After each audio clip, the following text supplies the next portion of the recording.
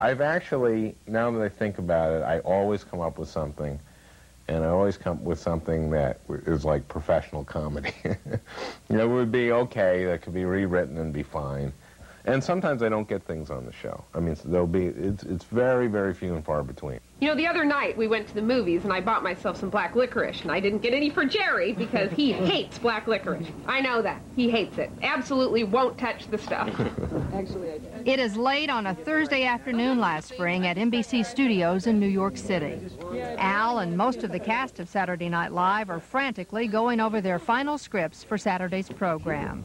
It is a long, tedious, and nitpicking session where every script is acted out and reworked. I'm going to find out things about Jerry Jameson. We really love having Al around because he's one of the guys who can write like he's not a guy. Like he really understands the women's point of view, and he can really write something that has a very feminist and feminine attitude to it very easily. And so I really appreciate that in him, probably more than any other quality. When did you figure out as a kid that you were funny, Al? I think my first thing was doing my Jackie Gleason impression, and away we go, and I was 3. So that's almost embarrassing. I feel like, you know, I'm sure that's how Billy Crystal started too. Judging from his act, it was his parent. But I guess that in school, you know, you sort of find your niche, and part of it was being funny. Although I was not a total goof. Al met his comedic soulmate, Tom Davis, when they were high school students at Blake. We just started getting up and performing in front of the student body, and I think Al always had an idea that he wanted to go into show business. Once he gave up the idea of becoming president, I think he really knew that he wanted to go into show business, and I never had that vision. I kept telling Tom that this is what we were going to do, and he couldn't believe it. And but I forced him to go through each step. The first professional step for the newly formed comedy team of Franken and Davis was a summer gig at Dudley Riggs in Minneapolis. Dudley used to tell us that he looked for some kind of sparks, and he thought we had it, and I really owe him a lot for giving us that opportunity.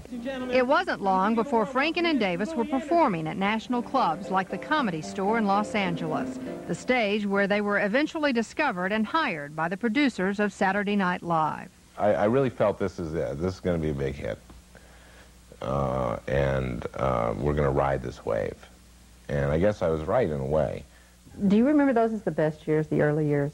They're certainly the most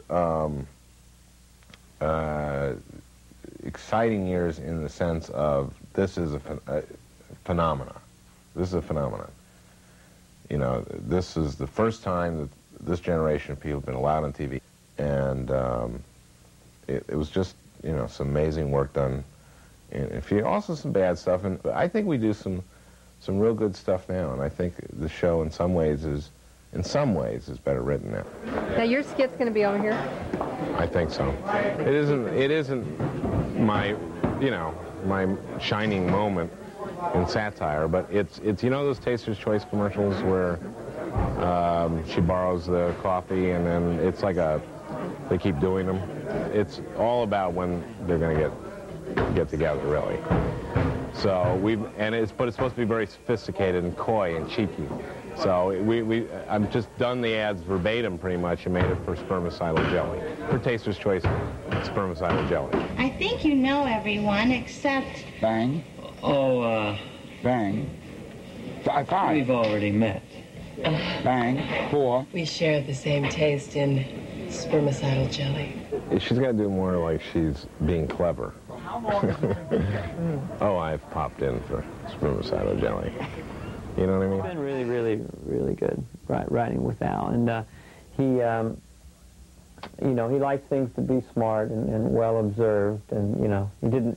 So it's been a nice collaboration. I tend to really be silly, you know. I want George Bush just to bounce off the walls, and Al likes, you know, really good, well constructed writing, and so you know, I couldn't ask for a better, I couldn't have picked a better person to write George Bush stuff with. Well, he has a powerful sense of humor that revolves around his persona. And he has an intelligence and a wit that borders on the brutal at times, but he is still one of the funniest people that I know. He's brilliant. You and Tom still both write for the show, but you're not together anymore. Right, right. Was that a tough split? Yes, it was. But it's the kind of thing where you just sort of decide artistically to go your separate ways. And so we've made that decision. And it's still, when I write something, I still hear Tom's voice. Yeah, I married my wife and divorced Al, basically, and we're still figuring out what the new era is. It's just been a difficult time breaking up for us because we've been so very close. Our last performance as a team was at Blake School just about a year ago. We were chosen alumni of the year, and it was really poetic. We did a great performance, too. It was right in the place where we started. No, I did feel that I needed to do it by myself, that I needed to see what I could do by myself. And it's been really good. Look, I said... You have put Bill Clinton's head on a chicken. This summer, Franken, alone but armed with his vast political humor and expertise, hosted Comedy Central's coverage of the national Democratic and Republican conventions. And roll VT, put it in the Jeep, and go full. Track it. Can it come up a little bit more because his hairline? I'm 41. I'm just beginning to feel like I'm starting to feel like I'm beginning to know what I'm doing. You know, I write something and I go like, oh, I'm making this better, not because I'm inspired, but because I actually know how to do this. He's leading a frenetic life, and one that he acknowledges is not easily balanced with his family priorities. Is it tough raising kids here? Well, you know, there are certain advantages and certain disadvantages. I took him back for the Super Bowl, and it was so much fun just to grab a sled and go out and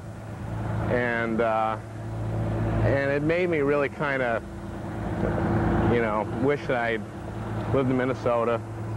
But on the other hand, there are a lot of advantages to here. There's a real, much more heterogeneous population. I mean, you have to think when you walk through something like we're going to walk through, is this a horrible thing for them to see, or is it a good thing for them to see?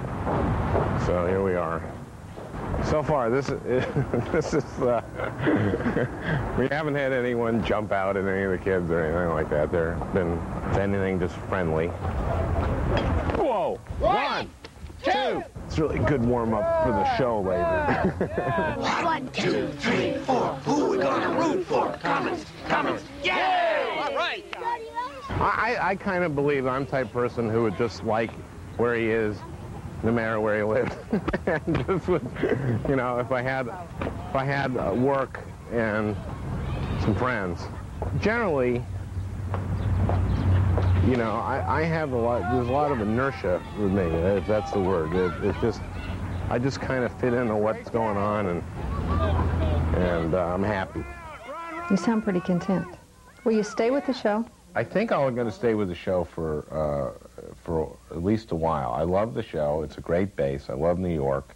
I don't want to move out to L.A. I like working with the people I work with. I like the opportunity of, it's one of the few places where you get to write about what's happening that week. And there's something nice about, even though there's that pressure on Tuesday night to write something, it's a wonderful thing to know that if you come up with something you just love, it'll be on. And it'll be on Saturday night.